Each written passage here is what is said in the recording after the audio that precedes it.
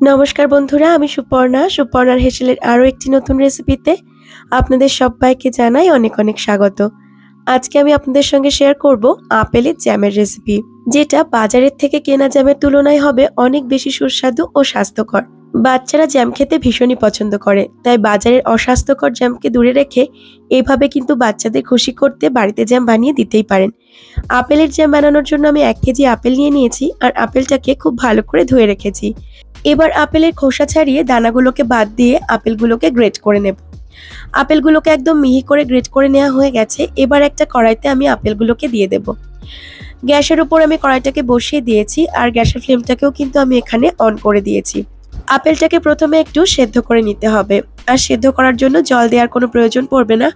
Apple থেকে যে জল বেরোবে সেই জলেই কিন্তু আপেলটা খুব ভালোভাবে সেদ্ধ হয়ে যাবে। আমি 3 মিনিট মতন এভাবে আপেলটাকে ঢেকে রান্না করেছি আর তারপর আবারও একটু নেড়ে নিচ্ছি। এভাবে একটু নেড়ে চেড়ে নেওয়ার পর আবারও 3 মিনিটের জন্য একটু ঢেকে আপেলটাকে রান্না করে নিতে হবে।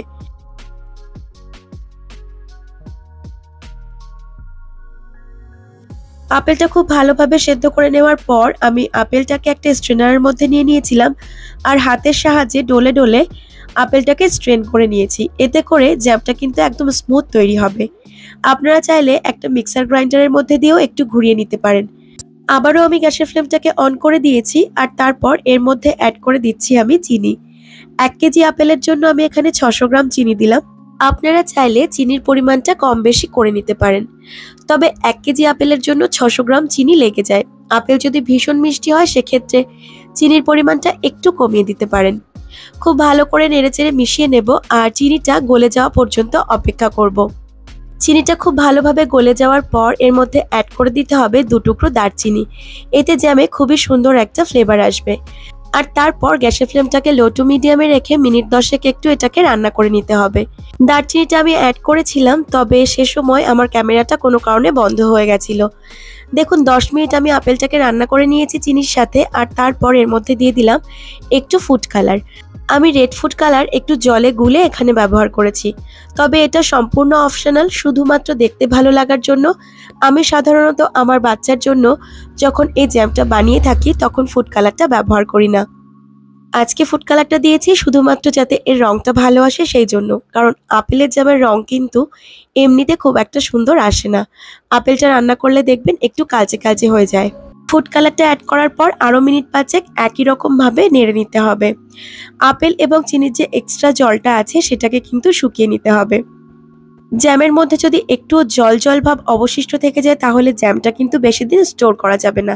জ্যামটা ঠিকঠাক তৈরি হলো কিনা সেটা বোঝবার আরও একটা উপায় আছে। এভাবে যদি একটা প্লেটের ওপর আপনি কিছুটা জ্যাম দিয়ে প্লেটটাকে কাত করেও নেন তাহলেও কিন্তু জ্যামটা গড়িয়ে পড়বে না বা এর থেকে কোনো জল ভাব গড়িয়ে আসবে না। তখনই বুঝবেন যে জ্যামটা পারফেক্টভাবে তৈরি হয়ে গেছে। আমার এই জ্যামটা কিন্তু একদম পারফেক্টভাবে তৈরি হয়েছে, তাই গ্যাসের ফ্লেমটাকে এবার অফ করে দেব।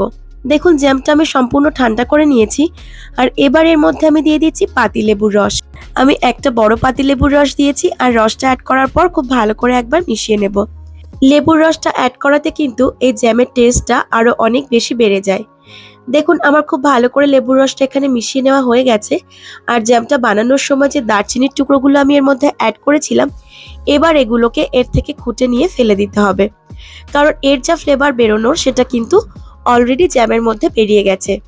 এই জ্যামটাকেই এবার একটা এয়ারটাইট কন্টেনারে ভরে কিন্তু আপনি ফ্রিজে স্টোর করতে পারবেন। তবে যে পাত্রে জ্যামটা রাখছেন খেয়াল রাখবেন সেই পাত্রে যেন কোনো জল না থাকে। সব থেকে ভালো হয় শুকনো কোনো কাচের বয়ামে জ্যামটাকে স্টোর করতে পারলে। অবশ্যই পাত্রটিকে গরম জলে ধুয়ে পরিষ্কার করে নেবেন, তারপর মুছে শুকিয়ে জ্যামটাকে স্টোর করবেন। অনেক দিন পর্যন্ত কিন্তু এটা ফ্রিজে ভালো থাকে। জ্যাম দিয়ে ব্রেড খেতে ভালো তো লাগেই, তবে এই জ্যামটা দিয়ে কিন্তু আটার রুটিও বেশ ভালো লাগে।